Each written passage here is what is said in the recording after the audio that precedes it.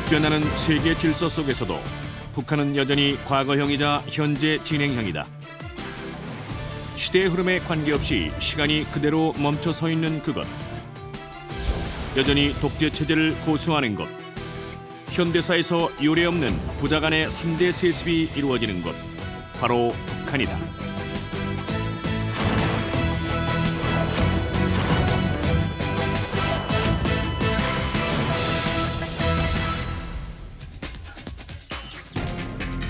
안녕하세요. 조수빈입니다.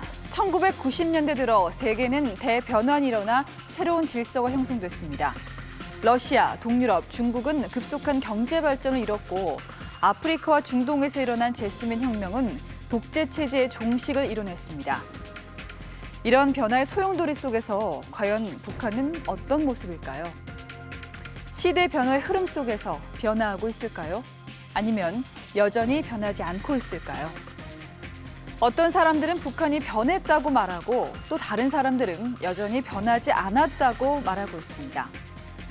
북한의 정치, 경제, 사회, 문화 같은 부문별의 모습이 다 다르고 또 주민과 당국 간의 변화 양상도 다르기 때문입니다. 한마디로 말하기는 어렵지만 분명한 것은 북한 주민들과 북한 정권이 서로 다른 항해를 시작했다는 겁니다.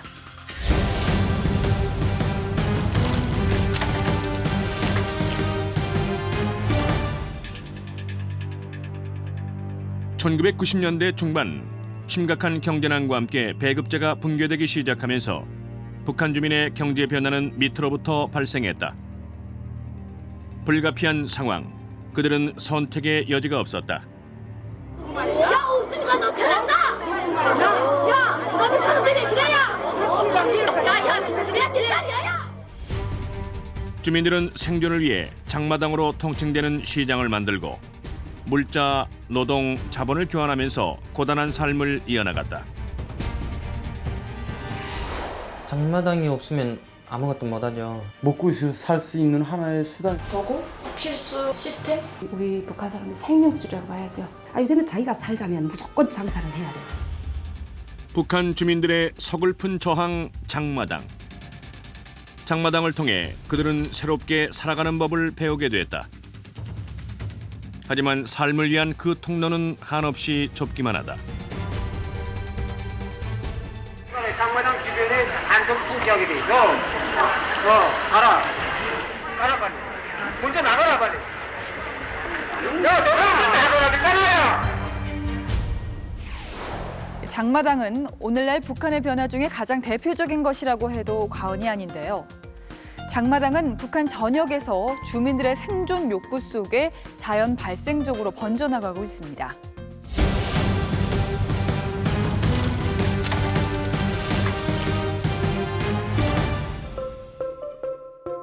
최근 북한에서는 다정한 연인들의 모습을 심심치 않게 발견할 수 있다. 영어 학습 열풍 또한 북한에서도 예외는 아닌 것 같다. 북한의 인터넷은 아직 외부 세계와 연결되어 있지 않다. 그럼에도 불구하고 북한의 청소년층에게도 남한 못지않은 인기다. 짧아진 치마 길이와 다양해진 액세서리 등은 북한 주민들의 새로운 변화를 보여주는 것만 같다. 이런 낯선 풍경들은 최근 북한 주민들 사이에서 보여지는 모습들이다. 주민 생활의 시장화는 물자의 유통과 인구의 이동을 증대시켰으며 이에 따라 외부 문화가 유입되기 시작했다. 북한 주민들이 외부 문화를 직접 접하게 된 것은 1989년 개최된 세계 청년 학생 축전부터이다. 당시 평양을 방문한 외국인들의 세련되고 활달한 언행은 북한 주민에게 하나의 충격으로 다가왔을 것이다. 본격적인 외부 문화의 유입은 1990년대 중반이라고 한다.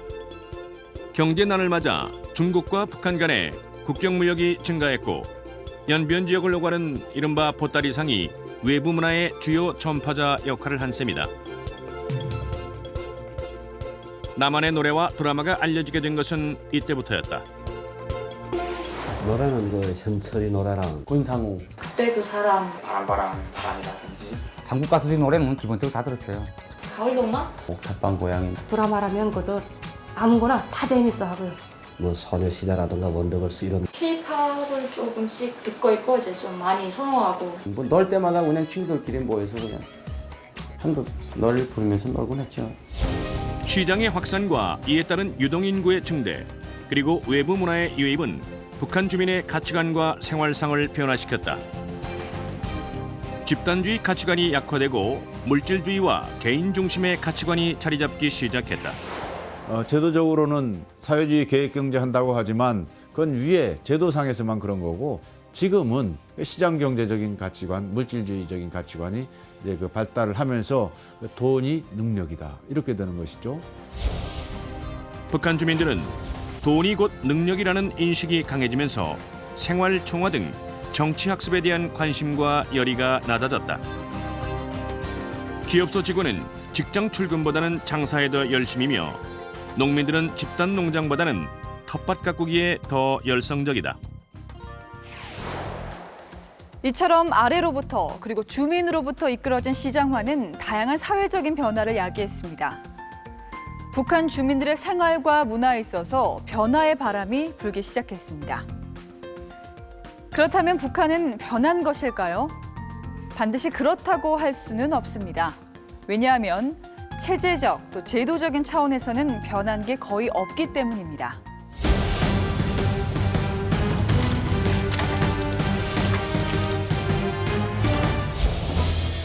북한은 여전히 1인 독재 체제를 유지하고 있으며 최근엔 3대에 걸친 권력 세습을 기도하고 있다. 인민군 지휘 성원들의 군사 칭호를 다음과 같이 올릴 것을 명령한다. 대장 김경시, 김성은. 2010년 9월 세습 독재 체제의 정점을 찍는 사건이 발생했다. 김정일의 셋째 아들 김정은이 인민군 대장의 칭호를 받았다. 그리고 곧장 노동당 중앙군사위원회 부위원장으로 선임됐다는 발표가 나왔다. 중앙군사위원회 위원장 김정일, 부위원장 김정은. 20대 후반에 불과한 청년이 2인자로 등극하는 순간이었다. 북한은 이제는 김일성, 김정일, 김정은으로 이루어지는 3대 세습 체제가 구축이 되고 있는데요.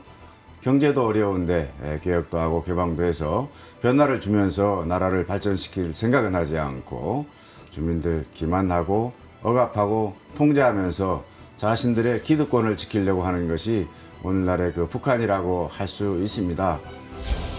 2010년에 개정한 노동당 규약에서는 노동당을 김일성당으로, 김일성을 영원한 수령으로 규정하였다. 이는 노동당과 북한이 김일성 일가의 세습 전유물임을 공식화한 것이다.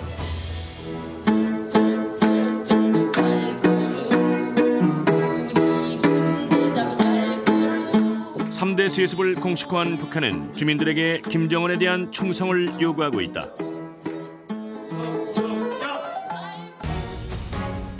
그럼 북한 주민들은 김정은에 대해 어떻게 생각할까?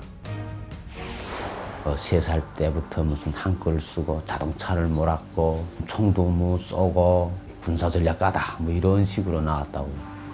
걔가 무슨 3살짜리 애가 무슨 말을 타요. 말도 말 같지 않은 소리고 무슨 자동차를 몰아요. 신문 방송은 계속 거짓말만 하거든요. 김일성이 대를 물려줘서 김정일이가 받아서 또 부대를 김정은한테 물려주셨으니까 새놈 다 갔다고 봐요. 3대 권력 세습.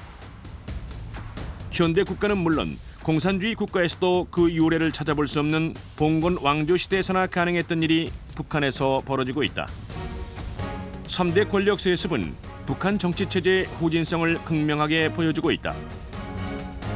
또한 김일성 시대의 이념과 사상을 현재까지 답습하게 함으로써 북한의 변화를 가로막는 근본적인 장애 요인이 되고 있다. 북한 정권은 주민들의 자발적인 변화 욕구를 억누르면서 김정은 세습 체제를 완성하기 위해서 안간힘을 쓰지만 이 변화와 세습 사이에는 근본적인 괴리가 있을 수밖에 없습니다.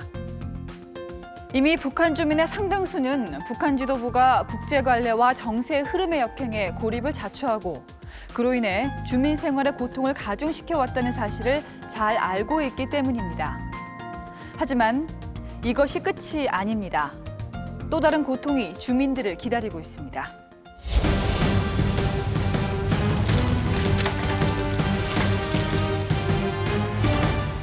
북한이 17년 만에 화폐 개혁을 단행했습니다. 워낙 전격적으로 이뤄진 조치여서 북한 사회가 큰 혼란에 빠진 것으로 전해졌습니다. 2009년 11월 말에 시행한 화폐 개혁은 주민들의 변화에 적대적인 북한 당국의 태도를 잘 보여주고 있다. 북한 당국은 인민생활 경제 향상이라는 미명하에 신구 화폐를 100대 1로 교환하고 은행 저금부는 10대 1로 교환하는 조치를 단행하였다. 화폐 개혁은 주민들의 시장 활동을 통제하고 자본을 회수하여 중앙 집권적 계획 경제를 복원하기 위한 것이었다.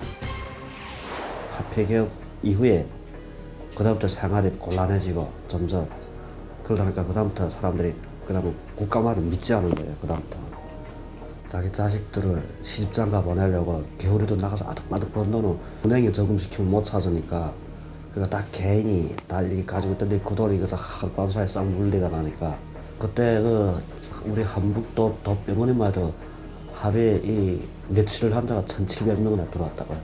그 충격에 살인이 연속 일어나고 강도가 일어나고. 화폐 개혁 조치의 결과는 참담했다. 시장 활동은 극도로 위축되었고 시장을 통해 축적한 주민들의 부가 축소 소멸되었다. 물자 공급의 부족으로 극심한 인플레이션이 발생하는 등 부작용이 걷잡을 수 없는 상태에 이르자 북한 당국은 결국 시장 활동을 다시 허용할 수밖에 없었다. 시장을 탄압하기 위한 이 조치는 주민들의 불만을 증폭시키는 결과를 낳았다. 북한 당국에 대한 주민들의 불신과 불만이 고조되자 주민들에 대한 물리적 통제를 강화하고 있다.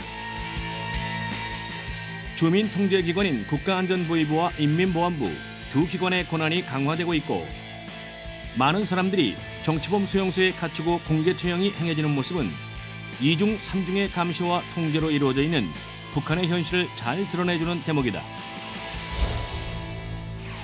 북한 평안남도 개천시 외동리 보위부 14호 관리소라고 그러거든요. 한국에서는 정치범 수용소, 거기서 이제 태어났고 아침 5시에 일하러 나가가지고는 저녁 10시, 11시 돼야 집에 들어오는 정도거든요. 보통 우리가 먹는 음식이라는 게 뭐는 1년 365일 옥수수 죽이라든지 아니면 소금하고 이제 배추하고 졸인 거를 이제 그런 거를 화마대 국인데 염장국이라고 하거든요. 너 오늘 일 잘못했으니까 매를 맞겠냐 아니면 처벌을 받겠느냐 둘 중에서 택하라 그러면은 난 처벌받겠다고 그래요. 정치범 수용소는 현재 6개 지역에 있으며 약 15만에서 20만 명의 북한 주민이 수용되어 강제노동과 인권 탄압에 시달리고 있다. 북한 당국은 생존을 위한 주민들의 시장 활동에 대해서 지속적으로 단속과 통제를 가해왔습니다. 특히 2009년 화폐 개혁 조치는 주민들의 변화를 억누르려는 북한 당국의 태도를 명백하게 보여줬습니다. 또한 공개 처형과 정치범 수용소는 인권을 유린하면서까지 체제를 유지하겠다는 북한 체제의 부도덕성과 또 잔혹성을 적나라하게 보여주고 있습니다. 주민들은 북한이라는 보이지 않는 감옥에서 공포에 시달리며 살아가고 있습니다.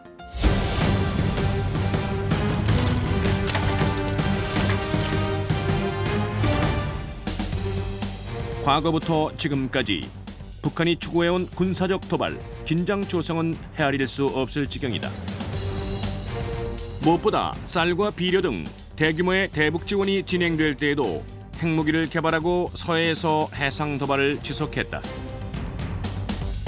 특히 2010년 천안함 폭침 사건과 연평도 포격 사건은 정전협정과 유엔 헌장 그리고 남북 한간 합의를 정면으로 위반한 비인도적인 만행이었다. 한반도의 공산화가 대남 전략의 근본 목표 아니겠습니까? 이를 위해서 북한에서는 민주기지론과 남조선 혁명론을 내세우게 되었는데요. 그 결과로 나오는 것이 6.25 전쟁이었죠. 근데 그 전쟁이 실패로 끝나게 됐고 그래서 김일성이가 이건 무력만 가지고는 안 되겠구나 해서 내세운 것이 위장평화 공세가 되겠습니다. 한편으로는 자신들이 동조 세력을 키워나가고 또 다른 한편으로는 군사모함주의와 도발 긴장 조성을 지속하고 있는 것이죠. 최근에 보여주고 있는 천안남 폭침 사건과 연평도 도발 사건도 같은 맥락에서 이해를 할 수 있을 겁니다. 또한 북한이 변하지 않았음을 보여주는 대표적 사례가 핵개발이다. 북한 정권은 날로 심화되는 국제적 고립과 이에 따른 북한 주민들의 고통과 불만을 핵개발이라는 카드를 통해 돌파하려 하고 있다. 국제사회의 우려에도 불구하고 다양한 지연 전술과 벼랑 끝 전술을 사용하면서 핵개발을 추진하였고 이미 2차례에 걸쳐 핵실험을 강행하였다. 북한은 핵개발을 통해 국제사회와의 대결 분위기를 조성한 후 이를 협상수단으로 활용하여 정치적, 경제적 지원을 얻어내려는 계산이다. 북한은 핵을 상당 기간은 포기하지 않을 것이다. 핵을 매개로 해서 미국과의 거래를 하려고 할 것이다. 그 가능성이 매우 높습니다. 북한 입장에서는 다른 자원이 전혀 없는 상태에서 핵이라고 하는 카드를 갖고 외부와의 긴장을 고조시키면서 뭔가 그 체제 안전 보장이랄지 또는 외부로부터 경제적 지원을 받는 그런 것들을 북한은 의도하고 있기 때문에 상당 기간 북한의 핵 보유 의지는 강할 것이다. 이처럼 북한의 대남 전략은 도발과 긴장 조성 등 군사 모험주의를 통해서 우리를 압박하고 또 자신의 이해를 관철하려고 한다는 점에서 여전히 변화가 없다고 할 수 있습니다. 북한이 이처럼 군사 모험주의를 택한 궁극적인 목적은 무엇일까요? 국제사회로부터 체제 유지와 또 경제적인 지원이라는 두 마리 토끼를 잡겠다는 의도에서 비롯됐다고 봐야 할 겁니다.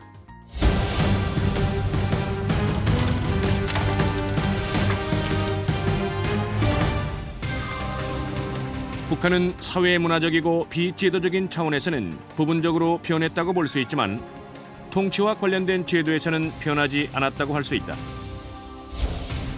시장 활동을 통해 돈과 개인 중심의 자본주의적 사고가 확산되고 외국 문화의 유입을 통해 외부 세계에 대한 주민들의 인식이 변화하는 것이 변하는 북한의 모습이라면 3대에 걸친 권력 세습을 기도하고 주민을 총살하고 무자비하게 인권을 탄압하며 대남 도발과 핵개발을 통한 벼랑 끝 전술을 구사하는 것은 여전히 변하지 않은 북한의 모습이라고 할 수 있다. 북한을 볼 때 한편으로는 변하는 측면이 있고 또 하나는 변하지 않는 부분들이 분명히 있습니다. 변하는 부분은 아래로부터의 변화, 특히 북한 주민들의 경제생활, 일상생활에서 자본주의적 요소들이 상당 부분 들어와 있다. 돈으로 모든 것들이 거의 해결될 수 있는 사회고 핸드폰이 수십만 대가 작동하는 사회가 북한이다. 그것은 변하는 측면이라고 봐야 될 것이고 그러나 변하지 않는 부분들, 체제를 수호하기 위한 북한 당국의 노력이랄지 이런 것들은 아주 강하게 지금도 작동하고 있다. 그래서 성군 정치하에서 체제가 작동하고 있고 주민들에 대한 통제도 여전히 이루어지는 그런 이중적인 모습이 현재 북한이다 이렇게 볼 수 있겠습니다. 그러면 앞으로 북한은 변화할 것인가? 변화하지 않는다면 그 이유는 무엇일까? 북한은 변화를 해야 하는 객관적인 상황에 처해 있다. 식량난 등 경제적 문제, 사회 이완 등 사회 문제, 그리고 체제 불신 등 정치적 문제는 악순환의 고리를 형성하고 있다. 경제 문제가 해결되지 않으면 다른 문제도 해결하기 힘든 구조이다. 북한 주민은 이미 시장화를 통해 경제난에 대응하는 등 변화를 선택했다. 이제 남은 것은 변화에 대한 북한 당국의 결단이다. 중국과 러시아 등 북한의 우호적인 국가들도 개혁, 개방을 요구하고 있다. 북한은 개혁 개방을 해야 되는데 할 수 없는 이러한 그 딜레마에 있습니다. 그러니까 거기에서 나온 그 결론이 뭐냐 하면은 변화를 하지는 않되 외부로부터 자원과 물자는 들어올 수 있을 정도의 변화는 하자. 외부 자원을 동원하기 위한 전술적인 변화는 어느 정도 하겠지만 체제적이고 제도적인 변화는 적어도 당분간 기대하는 것은 좀 힘들지 않겠느냐 하는 생각이 듭니다. 북한은 변화를 주저하고 있다. 북한 당국은 개혁, 개방을 하면 주민들을 통제하기 어려울 것이며 외부 정보의 유입으로 북한 체제의 낙후성과 허구성이 드러날 것을 두려워하고 있다. 북한 체제의 전체주의적 성격은 자발적 변화를 어렵게 하고 있다. 결국 북한은 체제에 위협이 되지 않는 범위 내에서 부분적이고 제한적으로 변화를 모색해 나갈 것으로 보인다. 하지만 그러한 경우에도 당국의 필요에 따라 통제를 강화하거나 완화하는 조치를 취해 나갈 것으로 예상된다.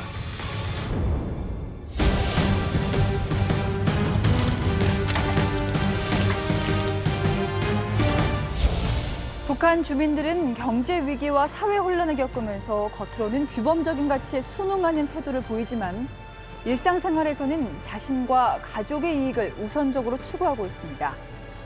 하지만 이 같은 변화에도 전체주의 체제에서 강요된 조직 생활의 특성 때문에 북한 주민의 가치관이 쉽게 무너져 내릴 것 같지는 않습니다. 그럼에도 불구하고 변화를 갈망하는 북한 주민들. 북한 주민들에게 철저한 조직 생활을 강요하고 또 감시와 사상 교육을 통해서 그들을 통제하는 절대 권력이 지배하는 북한. 변하고 있지만 여전히 변하지 않고 있는 모순의 상황. 서로 다른 곳을 바라보는 북한 당국과 주민들. 심판을 원하는 북한 주민의 변화. 또 체제 유지의 위기에 봉착한 북한. 그들의 서로 다른 좌표. 그 끝에는 무엇이 있을까요?